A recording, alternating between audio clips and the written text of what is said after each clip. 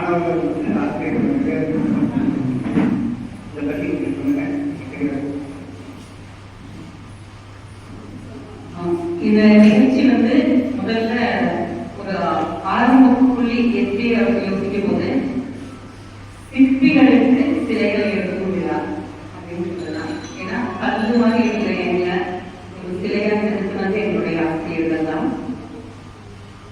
பள்ளி கல்லூரி அதை தாண்டி நமக்கு நிறைய அனுபவங்கள் இருக்கும். இருந்தாலும் நம்ம பள்ளியில் இருந்துதான் நம்மளுடைய தொட்டில் பழக்கம் துருவாடு மட்டும் சொல்லுவாங்க. அது மாதிரி பள்ளி வாழ்க்கையில கற்றுக்கிட்ட நிறைய விஷயங்கள் தான் எங்க கூட தொடர்ந்து பயணம் பண்ணது. அப்படி எங்களை செலுத்தின சிற்பிகளான எங்களுடைய ஆசிரியர்களுக்கு ஏதாவது ஒரு வகையில நம்ம ஒரு நன்றி செலுத்துறதா இருக்கணும்னு நினைச்சோம். அதற்கான சிறு முயற்சியாக முதல்ல ருக்மணியும் முஸ்தாலட்சுமியும் ஆரம்பிச்சாங்க. அப்புறம் அவங்க டீம் அப்படின்னு பெருசா அப்படி கொஞ்சமா பெருசாச்சு. பள்ளி கர்மா அந்த மாதிரி எனக்கு அவங்க பெயர் தெரியல. நான் 93 ஆண்டு நான் முடிச்சேன். இவங்க எல்லாம் 93, 94 இருக்காங்க. அவங்க டீம் ஒரு 10-20 பேர் ஒரு ஒன்றா இருந்துட்டே தான் இருக்காங்க. அதுக்கப்புறம் ஒவ்வொருத்தருடைய முகவரிகளை தேட ஆரம்பித்தாங்க. ஒவ்வொரு தெரிஞ்ச ஆசிரியர்கள் பார்த்து குறிப்பா செல்வரத்னம், சந்திரா மேடம், அதாவது நேரத்தில் இருக்கிறவங்க வீடு தெரிஞ்சவங்க வீட்டுக்கு நேரடியாக போய் தன்னை அறிமுகப்படுத்திக்கிட்டு அதுக்கப்புறம் அவங்ககிட்ட அந்த நெகிழ்ச்சியான தருணங்கள் அதெல்லாம். ஏன்னா அவங்களுக்கு அடையாளம் தெரியாது, நமக்கு அவங்களுக்கு தெரியும், ஆனால் அவங்களுக்கு நம்மளுக்கு தெரியாது. இருந்தாலும் இந்த 2 பேர் அறிமுகப்படுத்திக்கிட்டு அந்த நிகழ்ச்சிகள் ஒவ்வொன்றையும் அவங்க குழுவில் பதியும் போது பார்க்கறதே ரொம்ப நிகழ்ச்சியா இருந்துச்சு. ஒவ்வொரு நாளும் இதுக்காக உழைச்சிருக்காங்க. ஏதோ ஒரு மாசத்துக்குள்ள நடந்த நிகழ்ச்சி கிடையாது. கடந்த 4-5 மாதங்களாக இதுக்காக அவங்க முயற்சி பண்ணாங்க. அதனாலதான் ஒரு 100கணக்கான மாணவர்களையும் இணைக்க முடிஞ்சது. 27 ஆசிரியர்களையும் எங்களால இணைக்க முடிஞ்சது. சும்மா எல்லாருமே ரிட்டையர்ட் ஆனவங்க. 80 வயசை தாண்டினவங்களே ஒரு 10-15 பேருக்கு மேல இருக்காங்க. மற்றவங்க எல்லாருமே 60-70 இருக்கிறாங்க. அதுல முதல் நலம் இல்லாதவங்க. இந்த மாதிரி இருந்தாலும் இவங்க போய் பார்த்து பேசின அந்த விதம், அதையெல்லாம் தாண்டி தன்னுடைய உடல் உபாதைகள் எல்லாம் தாண்டி அவங்கள ஒரு சின்ன வயசு நாங்க எப்படி பார்த்தோம், ஒரு 35 வயசு 40 வயசு டீச்சர்ஸ் நாங்க பார்த்தோம். அந்த மாதிரி இன்னைக்கு எல்லாமே எங்களுக்காக வந்திருக்காங்க. அது ரொம்ப சந்தோஷமா இருந்துச்சு. ஏதாவது ஒரு என்னென்னை கொண்டாருக்கும் இவில்லை செய்நன்றி கொன்ற மகற்கு என்று சொல்றதுக்கு ஏற்ப ஏதாவது ஒரு நன்றி நம்ம ஒரு கிராட்டிடியூட் நம்ம இருந்தாதான் நாளைக்கு நம்மளுடைய ஜெனரேஷன் அதை பார்த்து அவங்களும் கற்றுப்பாங்க. அதனால ஏதாவது ஒரு இடத்துல நம்ம நன்றி கடன் செலுத்துறவங்களுக்கு அதனுடைய ஒரு சின்ன ஒரு நிகழ்ச்சியா தான் இதை ஆரம்பிச்சோம். இதுக்கு எல்லாத்தோட சப்போர்ட்டும் குறைந்தது ஒரு 100 பேருடைய சப்போர்ட்டும் இருந்துச்சு. நிறைய பேர்னால வர முடியாட்டாலும் பண உதவி, பொருள் உதவின்னு சொல்லிட்டு நிறைய மாணவிகள் இதுல கலந்துருக்காங்க. எல்லாத்தினுடைய ஒரே எண்ணம் ஒரே மாதிரியா இருந்துச்சு, ஒரே நோக்கத்திற்கு இருந்துச்சு. எல்லாத்துக்கும் ஒரே ஆசை எங்க டீச்சர்ஸை பார்க்கணும். ஸோ அந்த எண்ணம் ஒரே மாதிரி எல்லாத்துக்கும் இருந்ததுதான் கரெக்டா ஒருங்கிணைஞ்சது. இப்போ எப்படி சூரிய ஒளி பரவலா இருந்தாலும் நம்ம அந்த ஒரு குவியல் அந்த கண்ணாடியை வச்சு குவிக்கும் போது அந்த பேப்பர் தீக்குச்சி. அந்த மாதிரி எல்லாத்துடைய சிந்தனையும் ஒரே சிந்தனையாக இருந்துச்சு. எங்க டீச்சர்ஸை நாங்கள் மீட் பண்ணணும் அப்படிங்கிறது. அதனால அது இன்னைக்கு சாத்தியப்பட்டிருக்குது.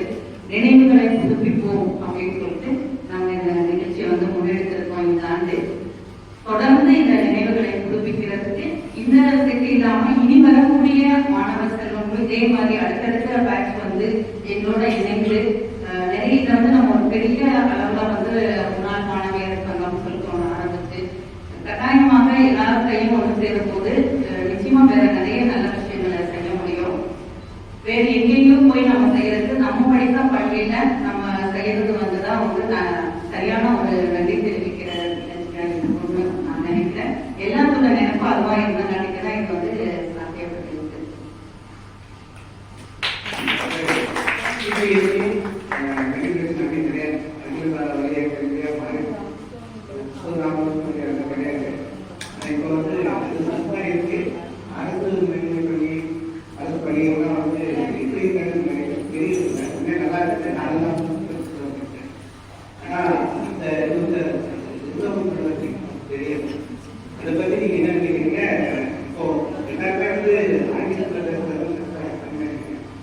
தமிழில் பேசுறீங்க வேலை கவனிக்க நிறைய வாசி உண்மையாக இருக்கு. அதனால இன்னும் நீங்கள் மொழி தெரியாதவங்களுக்கு தேவைப்பட்டா எல்லா இடத்துலையும் ஆங்கிலம் தான் தேவைன்னு அவசியம்.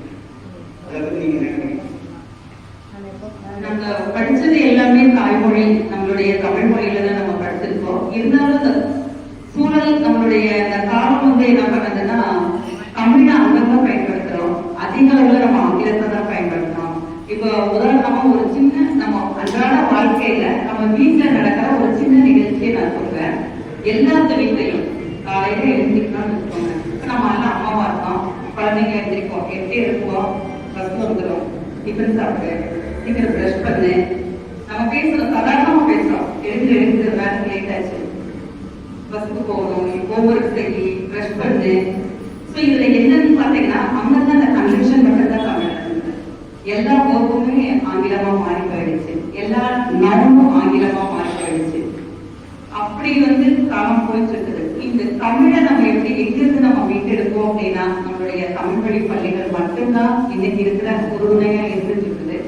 ஆனா அங்கேயும் நிறைய இருட்டடிப்புகள் வந்துட்டுதான் இருக்குது. அது எல்லாம் வந்து மாறணும் அப்படிங்கிறது என்னுடைய கோரிக்கையா இருக்கு. என்னுடைய அப்படின்னா நான் வந்து தமிழ்நாடு முற்போக்கு எழுத்தாளர் சங்கத்துல வந்து இருக்கேன், நம்ம கோவை மாவட்டத்துடைய பிரதிநிதியா இருக்கேன். எங்க ஒவ்வொரு தீர்மானங்களையும் நாங்க இதை முன் வச்சிருக்கிறோம், தமிழ் வழி கல்விக்கு முக்கியத்துவம் கொடுங்க அப்படின்னு சொல்லிட்டு. அந்த மாதிரி தமிழ் வழி கல்வி இருந்தாலுமே நம்மளுடைய அன்றாட பயன்பாட்டு ஆங்கிலம் கலந்து போன ஒரு காரணத்தினால நம்ம வந்து தமிழ் ரொம்ப குறைஞ்சு போயிடுச்சு. அது மாதிரி இல்லாம தமிழானது நீங்க எந்த புதிய சொற்கள் டெக்னிக்கலா என்ன புதுசா நம்ம கண்டுபிடிச்சாலும் அத்தனைக்கு தமிழ் சொற்கள் வந்துருது. அதை நம்ம பயன்பாட்டுல கொண்டு வந்து பழக்கப்படுத்திக்கிறோம் அப்படின்னா நிச்சயமாக தமிழ் அப்படிங்கிறது தனியா வளர்க்க வேண்டாம், அதை யாராலையும் அழைக்க முடியாது. அதனாலதான் அது மக்கள் மொழியாக இருக்கிறங்காட்டிக்கு தான் அது இன்னும் வாழ்ந்துட்டு இருக்குது. கட்டாயமா சொல்றோம், தமிழ் படிச்சவங்கனால வாழல, படிக்காதவங்க தமிழ் வாழ்ந்துட்டு இருக்குது. அதான் உண்மை. ஏன்னா படிச்சவங்க எல்லாம் ஆங்கிலம் தான் பேசிட்டு இருக்கோம். படிக்காதவங்கனாலதான் தமிழ் வந்து வளர்ந்துட்டு இருக்குதுங்கிறத நான் உறுதியா சொல்லுவேன். ஒரு தமிழாசிரியரா இருந்துட்டு இதை சொல்றதுக்கு எனக்கு வருத்தமா தான் இருக்கு. கட்டாயப்படுத்தி தான் நம்ம தமிழ் பேச வைக்கிற நிலைமை எனக்கு இருக்கு. நம்ம உண்மை சொல்றது கொஞ்சம் கஷ்டமா இருக்கும், ஆனா அதான் உண்மை. ஏன்னா ஒவ்வொரு பெற்றோருடைய மனநிலை மாறாத வரைக்கும் இதை நம்மளால மாற்ற முடியாது. ஏன்னா பெற்றோருடைய மனநிலை நம்ம தான் நல்லா ஆங்கிலம் பேசணும் அப்படின்னு நினைக்கிறாங்க. ஆங்கிலம் என்பது ஒரு மொழிதானே ஒழிய அறிவு கிடையாது. ஆங்கிலம் பேசினா அறிவுள்ளவங்க அப்படின்னு நினைச்சுக்கிறாங்க, அது கிடையவே கிடையாது. ஆங்கிலம் என்பது ஒரு மொழி. நம்மளுடைய தாய்மொழியில தான் நம்மளால சிந்திக்க முடியும். சிந்திக்கிற ஆட்கள் நம்ம தாய்மொழியில இருக்குது. தாய்மொழியில படிக்கிற கட்டிக்கு தான் இன்னைக்கு நமக்குள்ள இருக்கக்கூடியவங்க நிறைய பேரு தொழில் முனைவோரா இருக்கிறோம், டீச்சர்ஸா இருக்கிறோம், எல்லாம் முக்கால்வாசி வேலை பார்த்துட்டு இருக்காங்க. நமக்கு நம்மளுடைய தமிழ் மொழியில படிச்ச நம்ம கல்வி கை கொடுக்கறதுக்கு தான் இன்னைக்கு போற இடத்துக்கு நம்ம வந்திருக்கோம். அதனால தமிழ் அப்படிங்கிறத வந்து என்ன சொல்றது, ஒரு தமிழ் பேசினா தமிழா அப்படின்னு நினைக்க கூடாது. அப்படி ஒரு எண்ணம் இருந்தாலும் அதை வந்து நம்ம மாற்றிக்கணும். முடிஞ்ச வரைக்கும் நமக்கு எங்கெல்லாம் வாய்ப்புகள் இருக்கோ அங்கெல்லாம் நம்ம தமிழை பேசணும் அப்படிங்கிற ஒரு முடிவெடுத்துக்கிட்டாலே போதும். நம்ம வந்து கட்டாயமாக நம்மளுடைய மொழியும் காப்பாற்ற முடியும். நம்ம மொழி நம்ம அதாவது நம்ம பேசினாதான் நம்ம குழந்தைங்க பேசுவாங்க. அதனால அதை வந்து என்ன சொல்றது, ஆங்கிலம் என்பது ஒரு மொழியாக தேவைப்படுற இடத்துல பயன்படுத்தலாமே ஒழிய எல்லா இடத்துலையும் நமக்கு தெரிஞ்சிருக்கு அப்படிங்கிறதுக்காக பயன்படுத்தணுங்கிற அவசியம் இல்லை.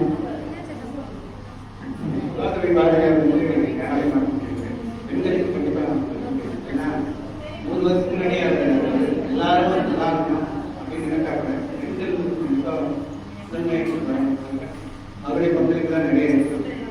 ஏன்னா அவரே வந்து முதல்ல இருந்துட்டு ஆனா வந்து பெண்கள் தான் முதன்மை வரணும் அப்படிங்கிறது கீழே கொடுத்தாரு. அப்போ நீங்க எந்த பெண்கள் தான் வந்து வேறு வேறு பதவிகள் கொடுத்து கிடையாது. இப்போ நீங்க இந்த மாதிரி ஒரு சூழ்நிலை நீங்க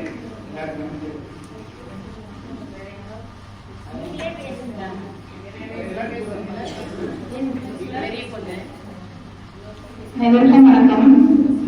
இப்போ வயலன் சொன்னாங்க தமிழ் அப்படின்ற மற்ற இங்கிலீஷ் ஹிந்தி எல்லா மொழியில இருந்தாலும் அதை வந்து மாற்றி எழுதுனா தமிழ் வராது. ஆனால் தமிழ்ல தான் வரும். ஓகேங்களா? அப்புறம் 93, 94 பேட்ச் 30 அந்த சினிமா படத்தில் சொல்ற மாதிரி நடுவில் கொஞ்சம் 10 பேர் காணும். அது வந்து 30 வருஷமா தெரியாது, எனக்கே தெரியாது யாரையுமே. அப்புறம் ஒரு நாளாக பார்த்து உங்களோட 100 பேர் சேர்ந்துருக்காங்க. 100 பேர் சேர்ந்து 100 பேர் இருக்கோம். அப்புறம் இந்த நாள் வந்து இவ்வளோ சிறப்பாக இருக்கு. ஒரு கல்யாண விசேஷம் மாதிரி பண்ணியிருக்காங்க அவங்க 2 பேரும்.